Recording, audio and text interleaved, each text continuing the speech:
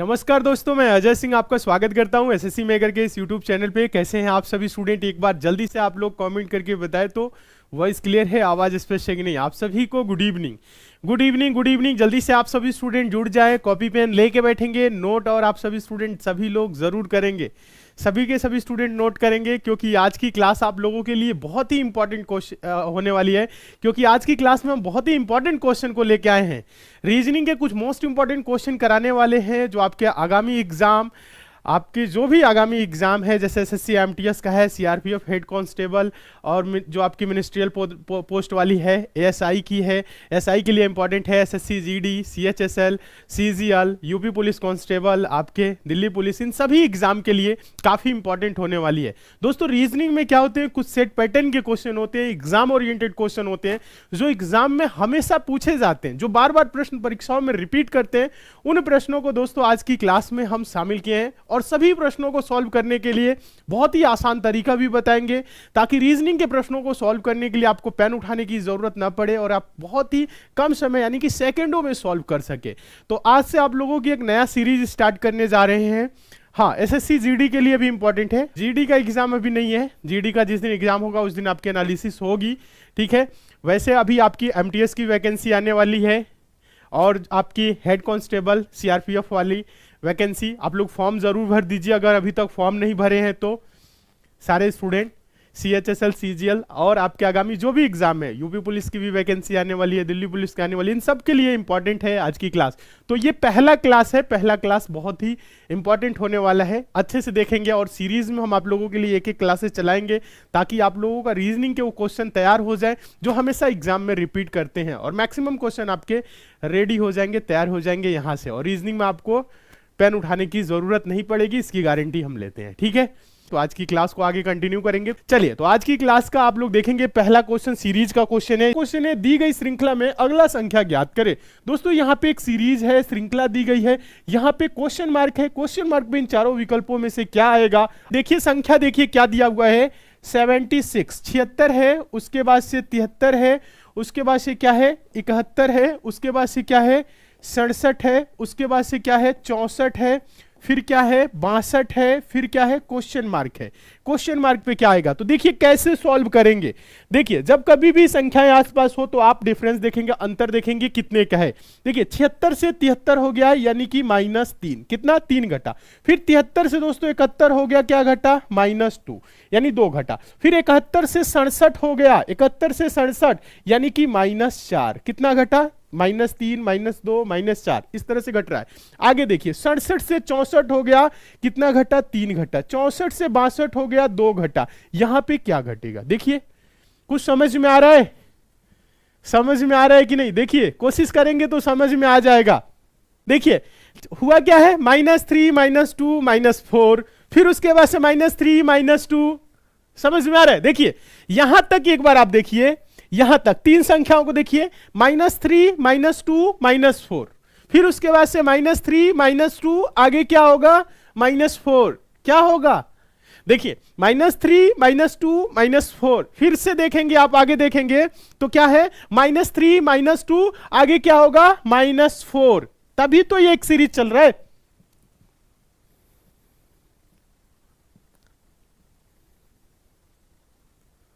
हाँ, तो -4 क्या करेंगे, -4 करेंगे तो क्या हो जाएगा, 58, क्या होगा, 58। देखिए यहां पे सीरीज क्या चला है, ध्यान दीजिएगा, -3, -2, -4, फिर उसके बाद से -3, -2, -4, ठीक है, 58 आंसर होगा, option number C. Next question की तरफ चलेंगे। दूसरा क्वेश्चन देखिएगा, सिंपल है, आसान है। दिए गए विकल्पों में से संबंधित संख्या को चुनिए। जिस प्रकार से 4 का संबंध 49 से, उसी प्रकार से इन चारों विकल्पों में से किसका संबंध होगा, किससे, बताएं। जिस प्रकार से 4 का संबंध किससे है, 49 से है, उसी प्रकार से इन विकल्पों में से आपको बताना है। देखिए हो क्या रहे, 4 से 49, तो 4 से 49 हुआ है, 4 से 49 हुआ है, तो सिंपल भाषा में आप क्या सोच सकते हैं, कैसे सोच सकते हैं, 4 का स्क्वायर करेंगे, 4 का क्यूब करेंगे ना, क्या करें कि ऐसा हो जाए। देखिए थोड़ा सा दिमाग लगाएंगे तो समझ में आएगा। देखिएगा 4 का 49 लिखा है, 4 2 का स्क्वायर है, 49 क्या है, 7 का स्क्वायर है, ठीक है। यहां पे देखेंगे कोई किसी का स्क्वायर नहीं, पर इधर देखा जाए तो स्क्वायर ही स्क्वायर है, ठीक है, थोड़ा सा दिमाग लगाइए, सोचिए संख्याओं को। या आप देखेंगे इसमें कितना जुड़ा है, 45 जुड़ा है, और किसी भी संख्या में आप 45 जोड़ दीजिए तो उतना नहीं हो रहा है, 45 जोड़ने पे भी नहीं हो रहा है। तो अब हम क्या सोच सकते हैं, ये 49 स्क्वायर है किसका, अगर 4 + 3, अगर इसमें 3 जोड़ दे और 7 हो जाएगा, 7 का स्क्वायर कर दे तो 49 होगा। 3 जोड़ के स्क्वायर किया है, चलिए 3 जोड़ के, 5 में 3 जोड़ेंगे, 5 3 8, 8 का स्क्वायर 64 होगा, 81 नहीं। 7 में 3 जोड़ेंगे, 7 3 10, 10 का स्क्वायर 100, 7:100। कैसे, 7 में क्या करें, 3 जोड़े, जैसे इसमें 3 जोड़ के स्क्वायर किए तो 10, 10 का स्क्वायर कर दिए 100, 100 दिया हुआ है, आंसर हो जाएगा। 8 में 3 जोड़ेंगे 11, 11 का स्क्वायर 121, 6 में 3 जोड़ेंगे 9, ये भी नहीं होगा, ये भी नहीं होगा, आंसर होगा ऑप्शन नंबर क्या, बी। आगे चलिए, अगला तीसरा क्वेश्चन, दिए गए 4 समूहों में से उस समूह को ज्ञात कीजिए जो दिए गए संख्या समूह के समान है। जिस प्रकार से दोस्तों 2 6 42 संबंधित है, इसी प्रकार से इन चारों विकल्पों में से आपको बताना है किसका संबंध है। क्या है, 2 है, 2 है, 6 है और 42 है। 2 6 42, 2 6 42 जिस प्रकार से संबंधित है, उसी प्रकार से इन चारों विकल्पों में से किसका संबंध है। देखिए 2 से, ध्यान दीजिएगा, सारे स्टूडेंट समझेंगे कैसे हो रहा है, थोड़ा सा दिमाग लगाइए। देखिए गलत ही सही, आप सोचिए, आप सोचेंगे तो ये देखेंगे 2 तिहाई 6, फिर उसके बाद से 6 7 42, 3 गुना 7 गुना, फिर देखेंगे, ध्यान दीजिएगा, यहां पे देखिएगा, यहां पे देखिएगा 4 दूना के 8 होगा, 4 तिहाई नहीं होगा। यहां पे देखिए तो 4 तिहाई 12, और यहां पे देखिए 12 7 84, ध्यान दीजिएगा, यहां पे 86 है, नहीं, यहां पे देखा जाए 3 गुना नहीं है, यहां पे देखा जाए 3 गुना नहीं है, यहां पे 3, यहां पे 7 गुना नहीं है। तो अब ये प्रश्न में आप ऐसे देख रहे हैं तो इसको ऐसे भी नहीं सोचना है, जब ये ऐसे हो ही नहीं रहा है और किसी ऑप्शन में आंसर आ ही नहीं रहा है, ऐसे नहीं आंसर देना है, थोड़ा सा सोचना है आपको, लॉजिक क्लियर होना चाहिए, कंफर्म होना चाहिए, ऐसे होगा। देखिए और थोड़ा सा दिमाग लगाए तो 2 से क्या हुआ, 6 हुआ, मतलब 4 बढ़ा है, ठीक है। 6 से क्या हुआ, 42 हुआ, मतलब क्या बढ़ा है, 36 बढ़ा है। देखा जाए तो यहां पे 4 बढ़ा है, यहां पे 36, यानी 2 का स्क्वायर बढ़ा है, यहां पे 6 का स्क्वायर बढ़ा है, ठीक है। चलिए यहां पे देखा जाए 4 से 8 हुआ, मतलब क्या होना चाहिए, 4 का स्क्वायर 16, 16 बढ़ेगा तो 8 होगा ना, पहला नहीं होगा। अगर ऐसे देखा जाए, सोचना है आपको, तरीका सोचना है, 4 का स्क्वायर क्या होगा, ध्यान दीजिएगा, 4 का स्क्वायर 16, 4 में 16 जोड़ेंगे 20, नहीं, ये भी नहीं। 1 का स्क्वायर क्या होगा, 1 का स्क्वायर 1 होगा, 1 बड़ा, ठीक है। फिर उसके बाद से 2 का स्क्वायर क्या होगा, 4, तो 1 में 1 जुड़ा 2, 2 में 4 जुड़ा 6, ऑप्शन नंबर सी होगा। क्या होगा, 1 2 और क्या होगा 6। कैसे हुआ, ध्यान दीजिएगा, समझिएगा, ये जो 4 है ना, ये क्या है, 2 का स्क्वायर, यानी जो संख्या इसका स्क्वायर, ये जो 36 है ना, ये जो संख्या है इसका स्क्वायर बढ़ा है। इसी प्रकार से यहां पे जो बढ़ा है 1 का स्क्वायर 1 बढ़ा है, फिर यहां पे जो संख्या है 2 का स्क्वायर 4 बढ़ा है, 6 हुआ। आंसर क्या होगा, ऑप्शन नंबर सी। यहां पे देखा जाए तो ऐसा नहीं है, ठीक है। चलिए नेक्स्ट देखा जाए, अगला क्वेश्चन देखिए, सिंपल क्वेश्चन है, दिए गए शब्दों को सार्थक क्रम में व्यवस्थित करें।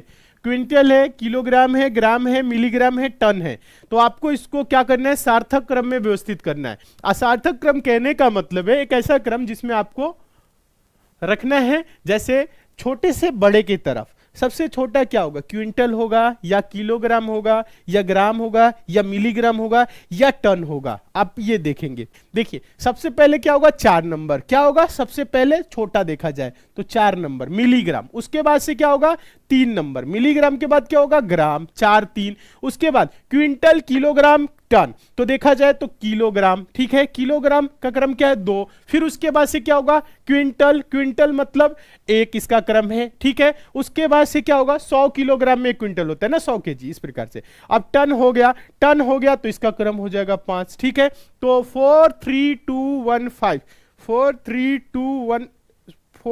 2 1 5, ऑप्शन नंबर ए।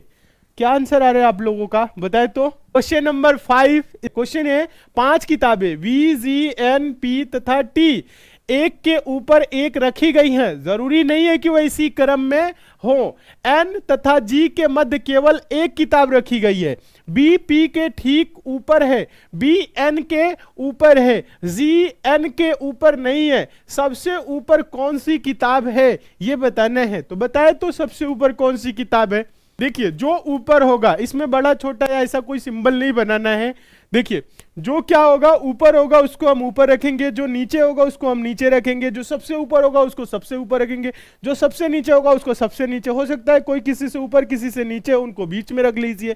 ठीक है, ये तरीका आप सभी को पता। देखिए कैसे करना है, थोड़ा सा दिमाग लगाएंगे, जिसके बारे में ज्यादा जानकारी मिलती हो उसको आप पहले लिख दीजिए। देखिए समझ लीजिए, उसके बाद देखिए 5 किताबें हैं, बी, जी, एन, पी तथा टी, एक के ऊपर एक रखी गई हैं। जरूरी नहीं है कि वो इसी क्रम में हो। एन तथा जी के मध्य केवल एक किताब है। एन तथा जी के मध्य, अभी ये पता नहीं है एन ऊपर होगा कि जी ऊपर होगा, तो इस लाइन को अभी क्या करेंगे, छोड़ेंगे। बोल रहा है बी पी के ठीक ऊपर है। बी क्या है, बी जो है वो पी के ठीक ऊपर है। ये एग्जैक्ट जानकारी है, सही जानकारी है, तो इसको पहले लिख देंगे। ठीक है, समझिए। बोल रहा है बी तथा एन के ऊपर है। देखिएगा, सॉरी, बी क्या है यहां बोल रहा है, पहले ही देखिए, बी पी के ठीक ऊपर है। बोल रहा है बी एन के ऊपर है। बी क्या है, एन के ऊपर है। पी के तो ऊपर है ही, एन के भी ऊपर है, तो एन क्या होगा, नीचे होगा। एन क्या होगा, नीचे होगा। हो सकता है यहां पे भी बीच में भी कोई हो। बी क्या होगा, एन के ऊपर होगा। ध्यान दीजिए, तो एन क्या होगा, पी से भी नीचे जाएगा, क्योंकि यहां बोला है बी पी के ठीक ऊपर है, बी एन के ऊपर है। बी क्या है, एन के भी ऊपर है। चलिए ठीक है, अब देखिए जी तथा एन, देखिएगा जी एन के ऊपर नहीं है। जी क्या है, एन के ऊपर नहीं है। जी क्या है, एन के ऊपर नहीं है। और यहां बोल रहा है एन तथा जी के मध्य केवल एक किताब रखी गई है। एन तथा जी के मध्य, यानी कि यहां पे क्या होगा, एक किताब और होगा। एन तथा जी के मध्य, पहला वाला लाइन देखिएगा, केवल एक किताब रखी गई है। और ये भी बोल रहा है जी एन के ऊपर नहीं, यानी ये जो जी है वो एन के ऊपर नहीं जाएगा, यानी एन ही ऊपर होगा। बोल रहा है सबसे ऊपर कौन सी किताब है, सबसे ऊपर कौन सी किताब है, बी है। एक बीच में बच रहा है, वो कौन सा है, तो देखेंगे बी हो गया है, जी भी हो गया है, एन भी हो गया है, पी भी हो गया है, टी बचा हुआ है, तो यहां पे क्या हो जाएगा, टी हो जाएगा। सबसे ऊपर कौन सी है, बी है, सबसे ऊपर बी है। सबसे नीचे बोले जी है, बीच में कौन है, एन है, नीचे से दूसरा कौन है, टी है। ठीक है, चलिए ऑप्शन नंबर क्या होगा, ऑप्शन नंबर ए होगा। आंसर बी होगा, पर ऑप्शन नंबर ए होगा। सारे स्टूडेंट जुड़ जाए, यूपी पुलिस कांस्टेबल के लिए भी क्लास चली हुई है। चलिए क्वेश्चन नंबर 6 देखिएगा। क्वेश्चन नंबर 6 है, 6 व्यक्ति A B C D E और एफ एक घेरे यानी वृत्त में खड़े हुए हैं। बी एफ और सी के बीच में है, ए ई और डी के बीच में है, एफ डी के बाईं ओर है। ए और एफ के बीच कौन होगा, ए और एफ के बीच कौन है। देखिए आराम से एक लाइन में सॉल्व हो जाएगा तुरंत। 6 व्यक्ति A B C D E और एफ एक घेरे वृत्त में खड़े हुए, 6 लोग हैं वृत्त में हैं। ठीक है, देखिए 1 2 3 4 5 6 लोग हो गए वृत्त में खड़े हुए। देखिए बोल रहा है बी एफ और सी के बीच में है। बी कहां है, बी कहां है, एफ और सी के बीच में। हो सकता है सी इधर हो एफ इधर हो, तो भी एफ और सी के बीच होगा, या एफ इधर होगा सी होगा तो एफ और सी के बीच होगा। क्लियर है, अभी ये क्लियर नहीं है कि एफ किधर है सी किधर है, बी के बाएं हैं या दाएं हैं। ठीक है, चलिए सबका मुख केंद्र की तरफ है, प्रश्न में बोले या ना बोले आपको केंद्र में रखना है।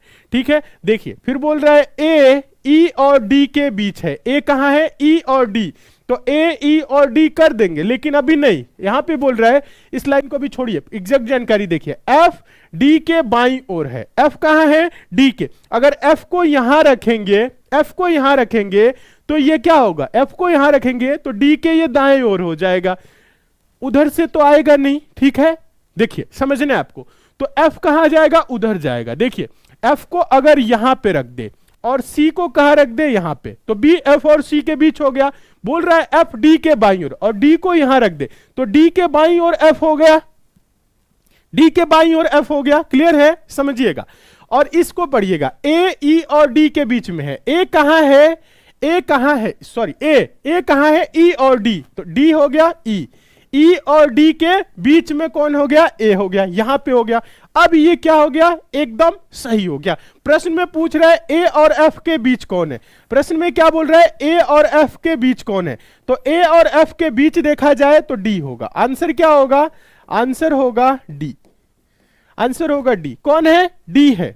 अगर देखा जाए ए और एफ के इधर से तो ई सी बी सी ई या ई सी बी बोल सकते हैं, ये होगा। तो 3 व्यक्ति नहीं दिया है, एक ही दिया है, आंसर होगा option number B. Option number B और डी,